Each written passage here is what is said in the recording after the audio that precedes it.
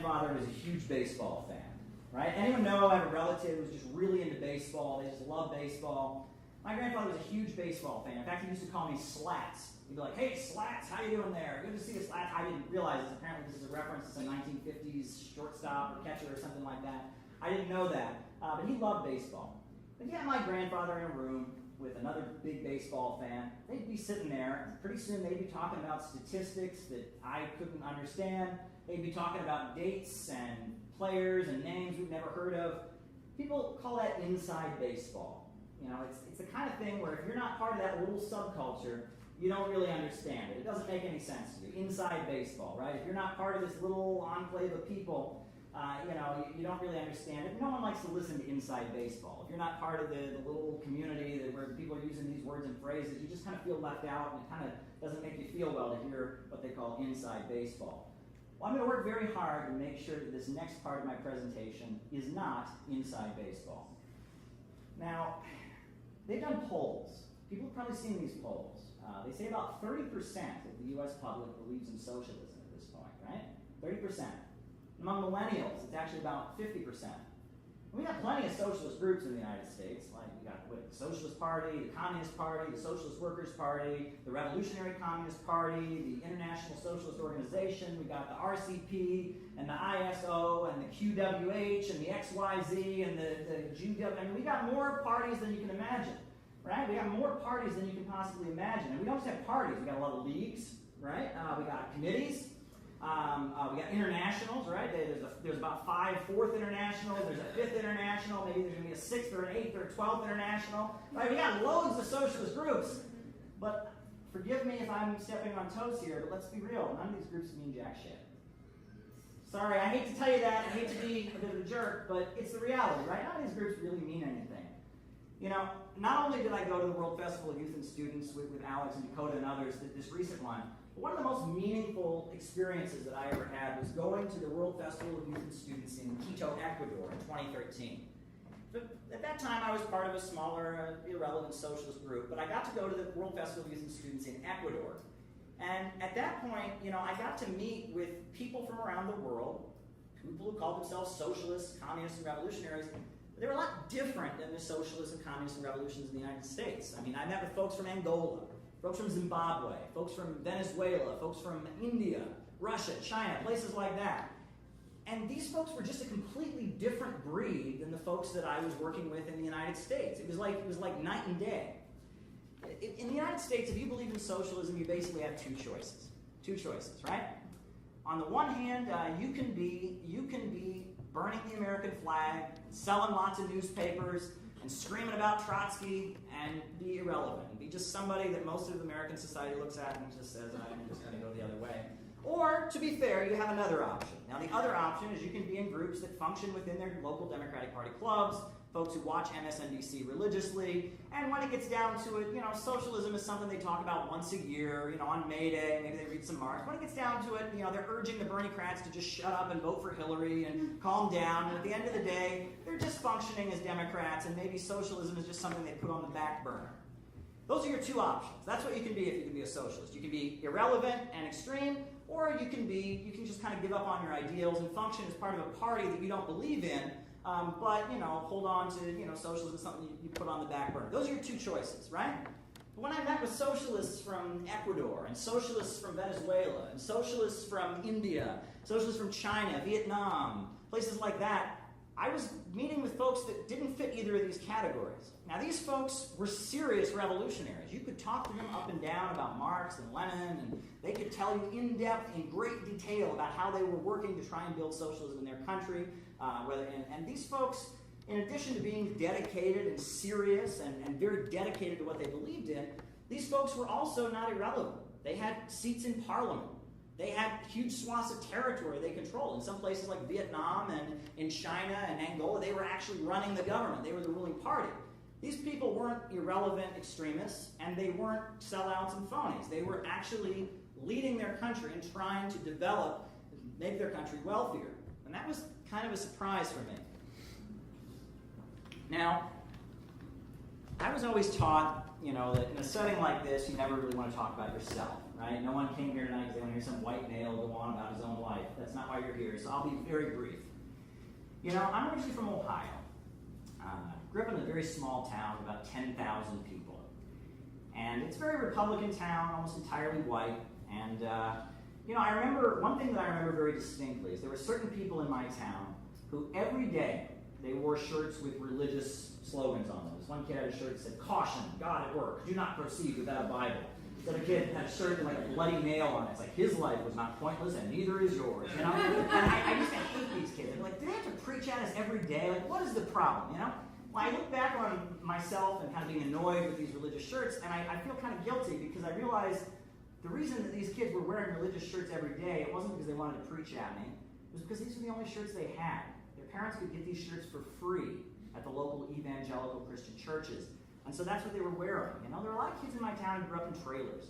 You know, I mean, I grew up thinking that I was rich because both of my parents had college degrees and they were both working. I never remember them being unemployed throughout my childhood. And, you know, I'll tell you, I discovered all of this on my own. You know, I first read the Communist Manifesto when I was in 5th grade. It was at the local library where my mom worked. I read it. I did not understand it, but the tone of it appealed to me. Workers of the world unite. I was excited about it, you know? And I started getting involved in more socialist and revolutionary groups when I was in college. And when the financial crisis hit, when the financial crisis came, I was there. I was just like, this is it. This proves it, right? I mean, the economy of the United States needs to be reorganized to serve the public. The time has come. We need to go out and organize. The polls were coming out. People were upset with capitalism. It was time to go. I was finished with college. I was living in Cleveland.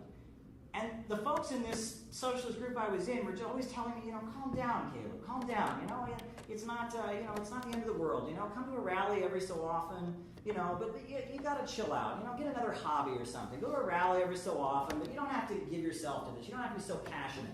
I just thought that was so odd. And I'll never forget, and the reason I'll never forget is because it was my birthday, December 30th, 2010. I packed up very few of my belongings that I had, you know, some clothes, you know, some old socialist books, packed them into a suitcase. I came to this city on a Greyhound bus, December 30th, 2010. And you know, those were hard times before I moved to New York City. I remember, you know, I was always working in gas stations. I am just not a very good gas station attendant. I have absolute respect for folks who can do those jobs well. I am not one of those people. I just couldn't do it. You know, I remember selling my blood plasma on the east side of Cleveland. You know, and I would think, you know, this used to be, you know, this prosperous center of the steel industry. And here, every day, there's a line, hundreds of people lined up to sell their blood plasma to get an extra $30 for the week, right? And that's what capitalism has done. But regardless, those were not good times. I came to this city on a Greyhound bus. You know, a lot has happened since 2010, right? Occupy Wall Street has happened. I've traveled the world. I've been to Iran. I've been to Venezuela. I've been to Russia. I gave a speech in Brazil to thousands of union workers about how Wall Street is manipulating the oil prices and was dropping the oil prices to hurt independent countries around the world. You know, I participated in a humanitarian mission trying to get to Yemen and deliver humanitarian aid to Yemen as Saudi Arabia was bombing and killing people in that country. And you know, at this point I work for an international TV network and I report the news as a journalist, and I do it in a way that I can guarantee you that the Wall Street elite does not like. You know, I'm in a good spot. But you know, most people that'll give you a story like that, they'll tell you, see, that's how great capitalism is, right? Pull yourself up by your bootstraps, right? We're going to work hard, right? Bullshit. Bullshit.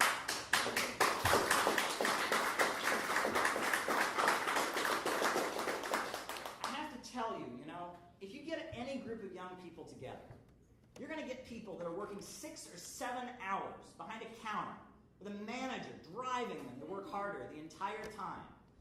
And at the end of that 6 or 7 hour shift, in which they're constantly being pushed to get better stats at the cash register, sweep those floors faster, at the end of that 6 or 7 hour shift, what happens then? Do they finally get to go home and have a beer and rest? Oh no.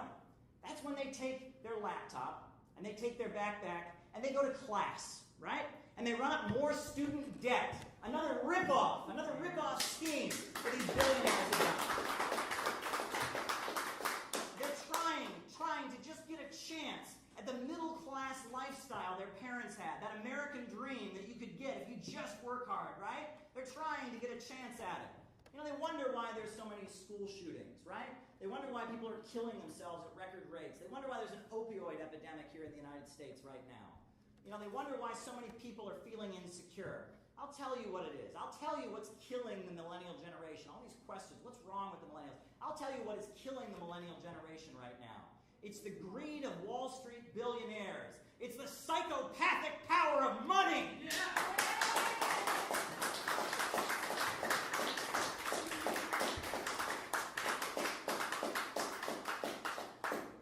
Now, again, I'm going to bore you all with another personal story, but I'm making a point.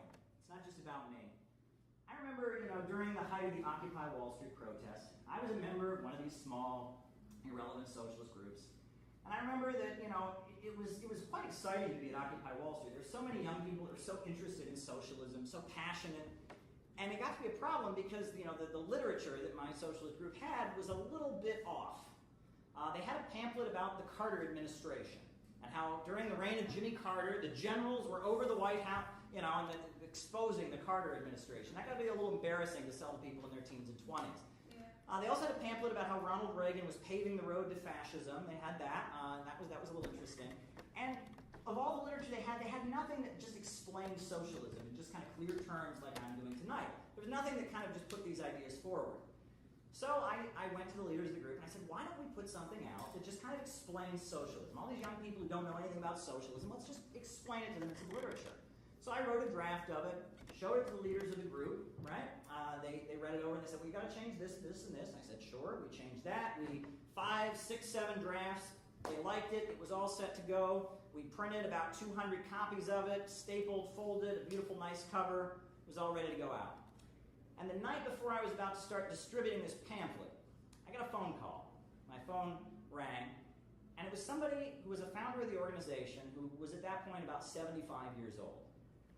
And she called me and she said, Caleb, I hear that you wrote this pamphlet that you're going to distribute to the occupiers. I said, yeah. She said, yeah, this isn't happening. And I said, well, what's the problem?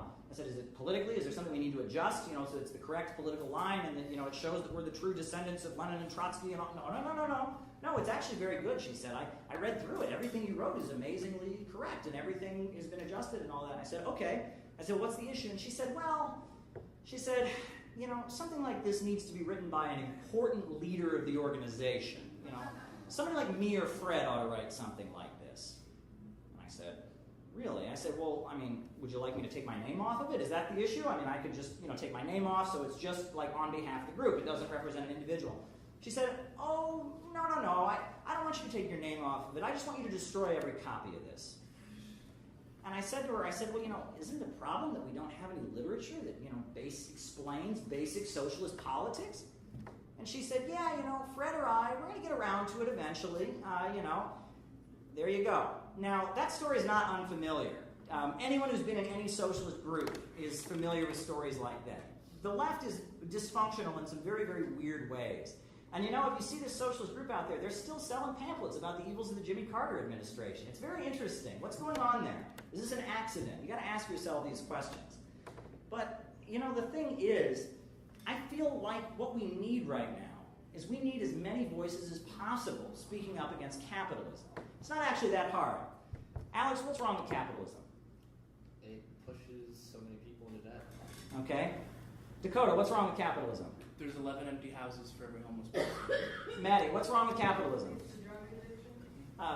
What's wrong with capitalism, Paul? Oh, it makes you work so hard for so little. Joe, what is wrong with capitalism?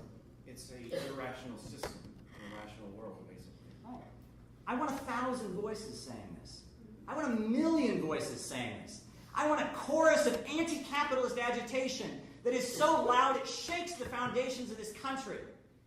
We need to build a kind of organization that is reflective of the kind of society that we want to build, where every voice is included, where every person is unleashed to fulfill their potential and make a contribution to the revolutionary movement. And you know what? We're going to totally remake this country right now. We are going to build high-speed trains through the Midwest. We are going to achieve full employment for all. We are going to achieve health care for all. We are going to build an entirely new country in the United States. I think that it's very possible that we could make the United States into the kind of thing people have only dreamed of and read about in science fiction novels. We can unleash artificial intelligence. We can do so much if we get rid of the rule of profits. That's the problem. The rule of profits is in the way of the future of the human race. Now, I want to just quickly close with this. If you study American history, at the time, in the lead up to the American Revolution, about 40, 50 years before the American Revolution, there was a mass movement that they called the Great Awakening. And it was a religious movement, but back then people thought about politics in the terms of religion, right? It was like back then people had only ever read one book, it was the Bible, people thought in terms of religion. And before the people of the colonies were ready to awaken and have a revolution against the British, they had to awaken the consciousness first. And you saw that expressed in kind of a mass religious movement. And before the Civil War in this country, or what Marxists call the Second American Revolution, there was also, about 40 years before, there was a mass awakening of consciousness, a second Great Awakening. And this was essentially people that, they realized something was wrong in the country. And all the religious groups that go back to that time, and a lot of our culture as Americans, like the song Amazing Grace, the Mormons, the Seventh-day Adventists, they all go back to that period. Tent revivalism comes back from that period. But all of that was abolitionist. All of them agreed that slavery was wrong and it violated their moral beliefs, and that was part of the Second Great Awakening. Well, we're a much more secular society. We're not expressing ourselves in terms of religion. We're not living in revolutionary times right now. We're not living in a moment where socialism is going to come tomorrow. But I think it's fair to say that what we're living in right now would be, I would call it the beginning, the early stages of the great socialist awakening of the United States of America. The minds of people in the USA are starting to change. People are at the point where they're starting to realize, this rule of profits, this rule of the dollar is wrong. Something is wrong in our country. Something's wrong when these big corporations are getting rich while we're getting poorer. And I'll never forget, I was a salesman when I was in college. I would call up the alumni fund and ask them to contribute. And I'll never forget, I called up this one fellow and asked him to contribute to the alumni fund. I remember he said to me, he said, "Son, why are you calling me on the phone?" He said, "I haven't got a pot to piss in at this university." Well, how can you call me on the phone and ask me to donate to my alma mater? I haven't got a pot to piss in. And I said to him, well, here at the university, we have many public restrooms that are always available to our alumni. If you would just like to specify the time and date, you can come by and use our facilities. He thought this was hilarious. He was just cracking up, and you know what? He donated like $30 to the alumni fund, right? He's a salesman. I must admit, I kind of respect the Jehovah's Witnesses. I don't agree with them, but they're out on the subways every day promoting their thing. I remember when I was a kid, I'd get a knock on my door. "Hello, we're from the Jehovah's Witnesses. Check out the Watchtower." They're promoting their ideas. We need people knocking on doors all throughout the United States saying, "You know why there's an opioid crisis? You know why they're unpaving your roads? It's because of capitalism. It's because of the greed of Wall Street bankers." That's what we need. We need a mass awakening of the consciousness. There's all these progressive candidates running for office.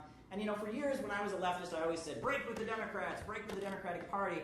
Well, right now the Democratic Party is breaking with itself.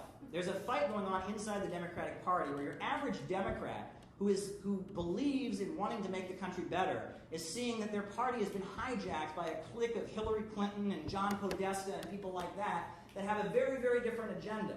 And if you're doing what I used to do, where you stand on the outside and shout, break with the Democratic Party, you're not going to be in on that fight. And this is the important time. There's a division going on. People within the Democratic Party itself are waking up and not agreeing with how their party is run and questioning things. And the question is, are you going to be outside of that conversation or are you going to be inside of it? And I think that's a conversation people need to have.